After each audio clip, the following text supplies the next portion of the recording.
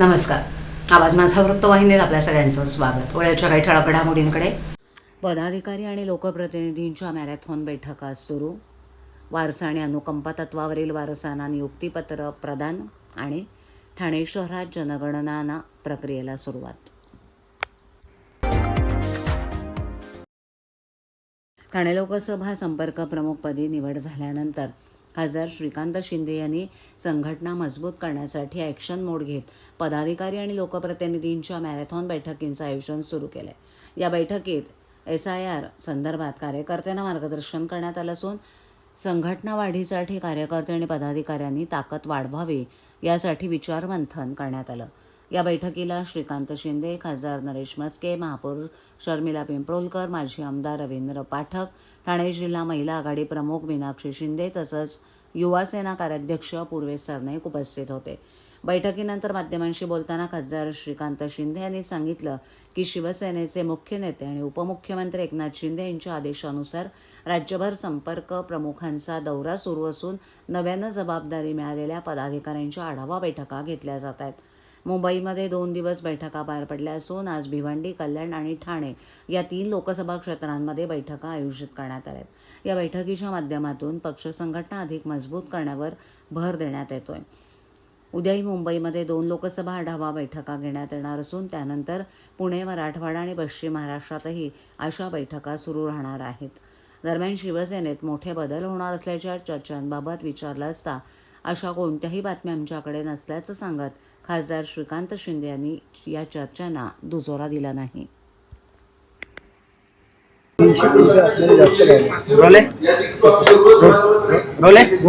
Sir, आज दिवसभर शिवसेनेच्या पदाधिकाऱ्यांच्या मॅरेथॉन बैठका ज्या आहेत त्या ठाणे लोकसभा असेल, कल्याण लोकसभा असेल या ठिकाणी सुरू आहेत. नेमकं काय मार्गदर्शन शिवसैनिकांना करण्यात येत आहे? SIR देखील आता लागू होणार आहे, या संदर्भात देखील कार्यकर्त्यांना मार्गदर्शन जे आहे ते सुरू आहे. शिवसेनेचे मुख्य नेते उपमुख्यमंत्री एकनाथ शिंदे साहेबांच्या आदेशाने सगळीकडे संपर्क प्रमुखांचा दौरा जो आहे तो सुरू आहे. नव्याने सगळ्यांना संपर्क प्रमुखाची जबाबदारी मिळालेली आहे. 2 दिवस जे आहे मुंबईमध्ये बैठका झाल्या.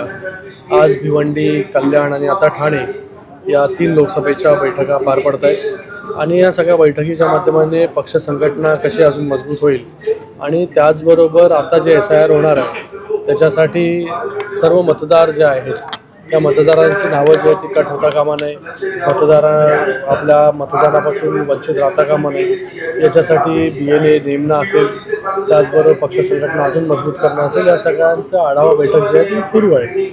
उद्या देखील मुंबईमध्ये 2 लोकसभाचा आढावा बैठक आम्ही घेणार आहोत.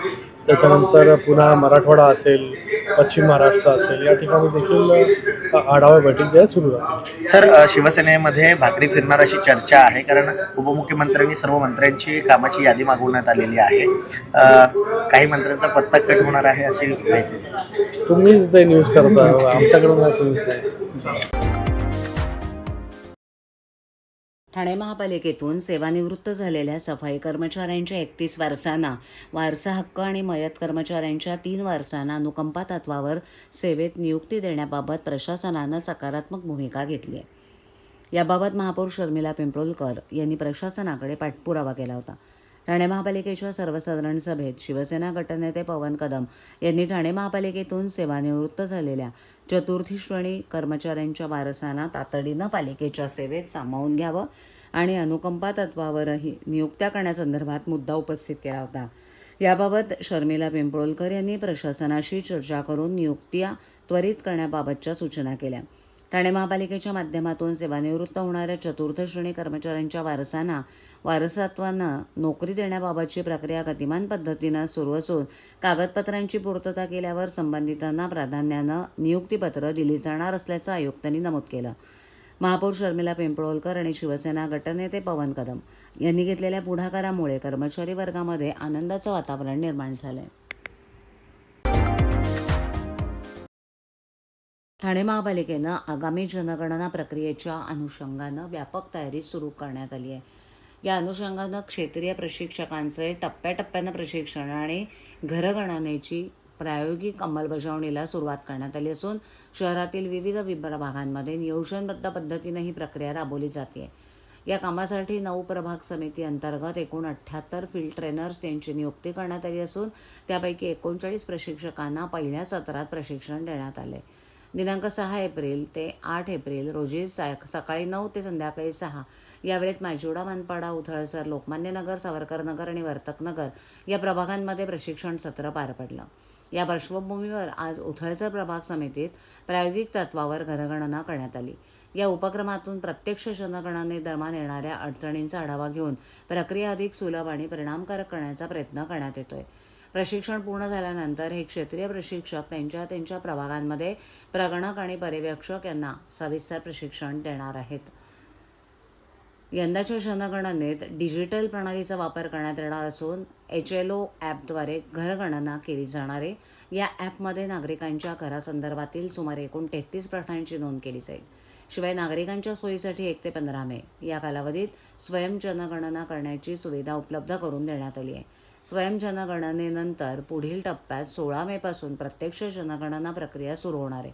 एकूणच ठाणे महापालिकेकडून जनगणना प्रक्रिया अधिक पारदर्शक, अचूक आणि तंत्रज्ञान आधारित करण्यासाठी ठोस पावलं उचलली जात असून नागरिकांच्या सक्रिय सहभागातून ही मोहीम यशस्वी होईल असा दावा ठाणे महापालिकेच्या जनगणना विभागाचे सहाय्यक आयुक्त तथा नोडल अधिकारी सचिन बोरसे यांनी केली आहे.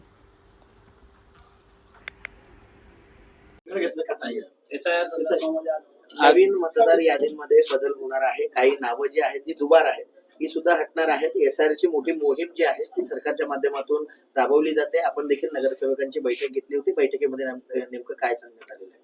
भारत निवडणूक आयोग याच्या माध्यमातून स्पेशल इंटेन्सिव्ह रिव्हिजन म्हणजे SIR ची जी कारवाई आहे ती 2002च्या मतदार यादीच्या आधारावरती आता करण्यात येत आहे.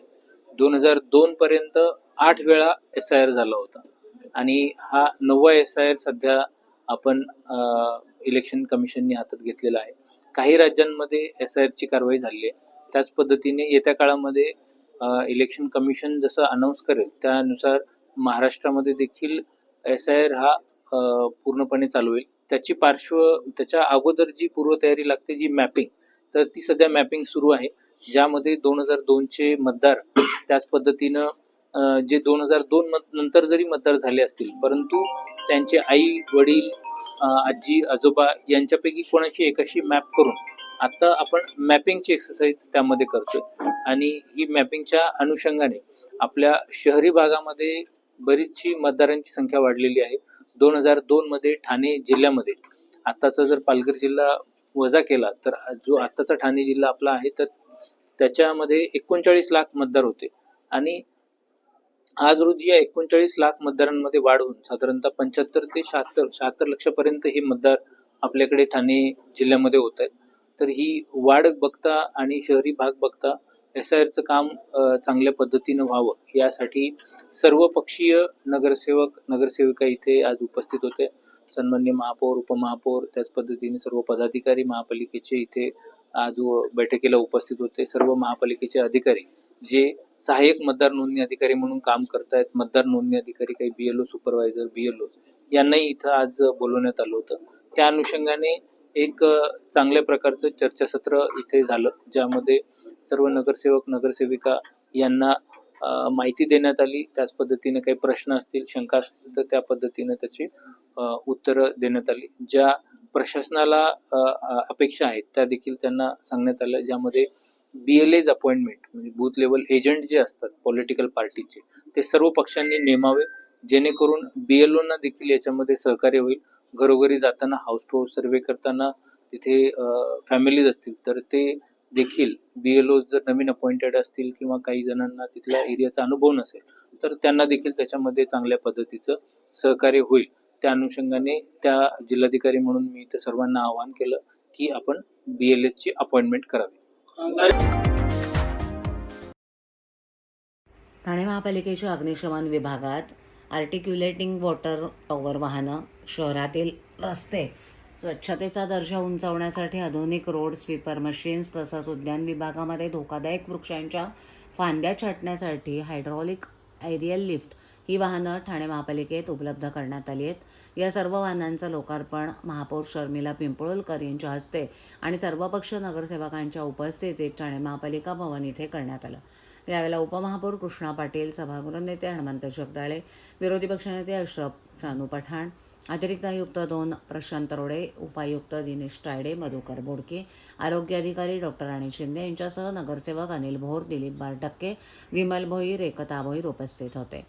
ठाणे अग्निशमन विभागाची एकूण 12 अग्निशमन केंद्र 24 तास कार्यरत असून कोणत्याही आपत्कालीन परिस्थितीत नागरिकांना त्वरित सेवा देण्याचं काम सातत्यानं केलं जाते.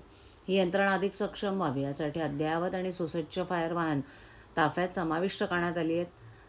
वाहन पूर्णपणे स्वयंचलित स्वरूपाचं आहे. प्रत्येक वाहनामध्ये 4000 लिटर पाण्याची क्षमता आहे.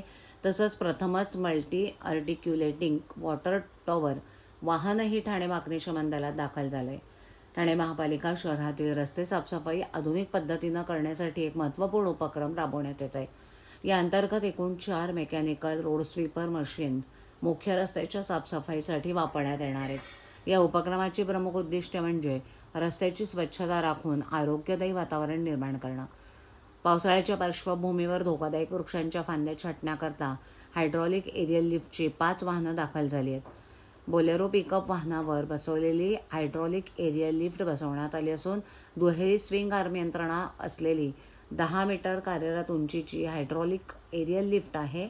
ही लिफ्ट साध्या शिडीपेक्षा अधिक सुरक्षित असून या माध्यमातून धोकादायक अतिउंच वृक्षांच्या फांद्या छाटणीचं काम जलद गतीनं होण्यास मदत होणार आहे. वाहनांचं ठाणेकरांच्या आता सेवेसाठी दाखल झालेले आहेत. आज त्याचं लोकार्पण आपण केलेलं आहे. काय सांगा? सर्वांना माझा नमस्कार. आणि बऱ्याच वर्षापासून खरं तर या ठाणे महानगरपालिकेच्या फायरच्या गाड्या, आपल्या वृक्षतोडीच्या गाड्या आणि वॉटर डिपार्टमेंटच्या गाड्यांसाठी खूप सर्व नगरसेवकांची मागणी होती आणि त्याचनुसार खरं तर आज अग्निशमक दलाच्या फायरच्या आपल्या 3 गाड्या, खरं तर 4 गाड्यांचं आज इथे लोकार्पण सोहळा झालेला आहे. तोडीच्या पण आपल्या एकूण 5 गाड्यांचं आज इथे लोकार्पण सोहळा सर्व नगरसेवक, सर्व अधिकारी आणि सर्व आपले नागरिकांच्या उपस्थितीत खरं तर झाला आहे. आणि मला वाटतं प्रत्येक विभागामध्ये आता चांगल्या पद्धतीने काम केलं जाईल, कारण सर्व नगरसेवकांची ही मागणी होती की एकच गाडी किंवा लिमिटेड ज्या 3-4 गाड्या होत्या त्याच प्रत्येक ठिकाणी पोहोचू शकत नव्हत्या. आणि आता लवकरच वृक्षतोडी आणि कुठेही जर काही आपत्ती आली तर आपल्याकडे या गाड्या उपलब्ध होतील. त्याच प्रकारे मला वाटतं आपत्कालीनची एक गाडी मोठी उपलब्ध झाली आहे, जिची उंची 12 मीटरची म्हणजे 12 मजल्याच्या वरतीपर्यंतच्या ज्या इमारती आहेत तिथपर्यंत पण आग विझवण्यासाठी मला वाटतं निश्चितच त्याचा उपयोग होईल. आणि ठाणे महानगरपालिकेतून असेच चांगले उपक्रम अजूनही आपण राबवण्यात येणार आहेत. धन्यवाद.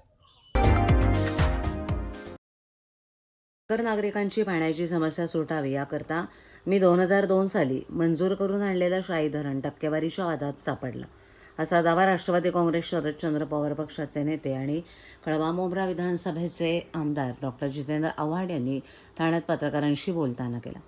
बुधवारी आमदार जितेंद्र आव्हाड हे ठाणे महापालिकेत आले होते. यावेळेला ठाणे महापालिकेतील पत्रकार कक्षात त्यांनी पत्रकारांशी औपचारिक संवाद साधला. त्यावेळेला त्यांनी हा दावा केला. यावेळेला त्यांच्यासोबत ठाणे महापालिकेतील राष्ट्रवादी काँग्रेस शरद पवार पक्षाचे गटनेते अभिजित पवार, ठाणे शहर जिल्हाध्यक्ष मनोज प्रधान, ज्येष्ठ नगरसेवक सुधीर भगत उपस्थित होते. आज ठाणे शहरातील मेट्रोचं काम अत्यंत संथ गतीनं सुरू आहे. रस्त्यावर खूप खड्डे पडलेत. वाहतूक कोंडीनं ठाणेकर त्रस्त झालेत. पुढच्या काळात लवकरच मेट्रो सेवा सुरू होईल असं वाटत नाही, असा दावाही आमदार आव्हाड यांनी केला आहे. मुळात मेट्रोची ट्रायल घेताना ज्या दोरीनं मेट्रो खेचली होती ती दोरी शोधायला मी सांगितली आहे, असा मिश्किल टोलाही आमदार आव्हाड यांनी लगावला. ठाणे शहरात सुरू असलेल्या वृक्षतोडीबाबत बोलताना आव्हाड यांनी सांगितलं की या वृक्षतोडीवर ठाणेकर नागरिक काहीच बोलत नाही आहेत. एकेकाळी येऊरच्या जंगलात 42 बिबटे होते, आता त्यांची संख्या 120 वर आली आहे. येत्या काही वर्षात ठाण्यात झाडे नसतील तर परिस्थिती येणार, असा दावाही त्यांनी केला. ठाणे महापालिकेच्या निवडणुका झाल्यानंतरही स्थायी समिती, परिवहन समितीसह इतर विशेष समित्या अद्याप रखडलेल्या आहेत. याबाबत आव्हाड यांना विचारलं असता ते म्हणाले की हे सर्व सत्ताधारी पक्षाच्या हातात आहे. त्यांच्या मनात येईल तेव्हा ते नियुक्त्या करतील. ठाणेकरांनी त्यांना पाशवी बहुमत दिलं आहे, ते करतील, असा टोलाही लगावला. 2002 साली राज्य शासनाशी भांडूप मुंबई महापालिकेला मंजूर झालेलं शाही धरण मी ठाणे महापालिकेसाठी आणलं होतं, पण टक्केवारीच्या वादात ते धरण रखडलं असावा दावा आव्हाड यांनी केला आहे. पुढील काळात पाण्याची मोठी समस्या ठाण्यात निर्माण होणार आहे. मुबलक पाणी उपलब्ध न झाल्यानं ठाणेकरांची वाईट अवस्था होईल असा दावाही त्यांनी केला आहे. पण येतात तर त्या दिवशी व्यवहार कोणाचे झाले, कोणाच्या अकाउंटवरनं कुठनं पैसे गेले, हे सगळं येईलच समोर. हे काय लपून राहणाऱ्यातल्या गोष्टी नाहीत, त्या समोर येणारच आहे. 2002 साली तुम्ही आणलेलं धरण, पण काय असं राजकारण झालं की ते तुम्हाला धरण हे करवायला? माझ्याकडे काय 2002 सत्तेवरती तेवढी पुन्हा एकदा धरणासाठी कसा आपण पाठपुरावा करणार आहात? कारण आता काही भयानक करून परिस्थिती काही करून काही फायदा नाहीये. या शासनाकडनं कुठलीही अपेक्षा करणं मी सोडून दिलं. पण स्थानिकांचा विरोध कसं आहे की प्रत्येक धरणाला स्थानिकांचा विरोध असतो. प्रत्येक धरणाला कोयनेला विरोध होता. कोयन्यासारख्या मोठ्या धरणाला देखील, पण तेव्हाचे नेते होते ते गावागावात जाऊन बसवायचे, लोकांना समजवायचे, आणि त्याच्यातनं निघालं. जायकवाडीला विरोध होता.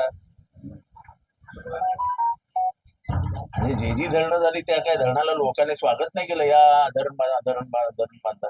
लोकांना विरोध असतोच, कारण का ते विस्थापित होणार असतात, त्यांच्या जमिनी जाणार असतात, त्यांना पर्याय द्यावा लागतो. आणि हे इन्फ्रास्ट्रक्चर जे प्रोजेक्ट्स आहेत धरणं वगैरे फार महत्वाचे आहेत.